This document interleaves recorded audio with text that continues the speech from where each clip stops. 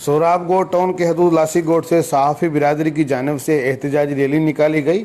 मकामी सहाफ़ियों को दिए गए शोकास नोटिस के खिलाफ नारेबाजी हुई और मुजाहिरीन ने वशी न्यूज़ को बताया के साथ हम जो है ना आज ये एहतजाज में शरीक हैं और ये टाउन चेयरमैन लाला रहीम जो है उनकी नाअहली है जो उन्होंने लीगल नोटिस जो है ना इनको भेजे हैं सहाफ़ी दोस्तों को। कहने का मकसद ये है कि ये सहाफ़ी दोस्त हैं जो हक सच की बात करते हैं। जो यहाँ पर जितनी करप्शन हुई है, आप उधर इलाके की हालत आप देखें, लासी गोड़ की देखें, यूब गोड़ की देखें, सुखा गोड़ है और जो है ना फ़कीरा गोड़ है, कहीं भी कोई तरक्याती काम लाला रहीम की तरफ से नहीं हुआ है। अगर उसमें जो है ना ये सहाफ़ी दोस्त जो हैं हक सच की बात करते हैं, उनकी निशानदेही करते हैं, कहीं रोड बने हुए नहीं है वो रखते हैं, पोस्ट रखते हैं, तो उनमें इनको क्या तकलीफ है भाई? एहतजाज सोहराब गोड़ टाउन का जो चेयरमैन है लाला अब्दुल रहीम, उसके खिलाफ एहतजाज है। आज ये तकरीबन सैकड़ों सहाफ़ी और सियासी समाजी लोगों ने शिरकत की है।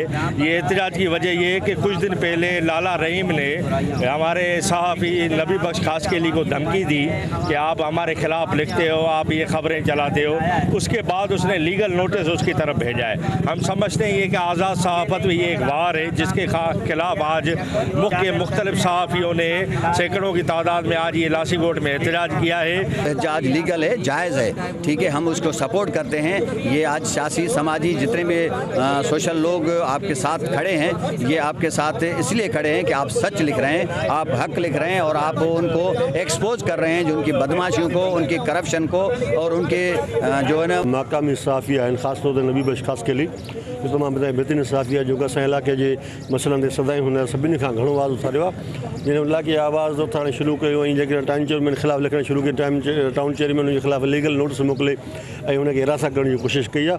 उन हिरासत ख़िलाफ़ एहतजाज पियो कयो वञे।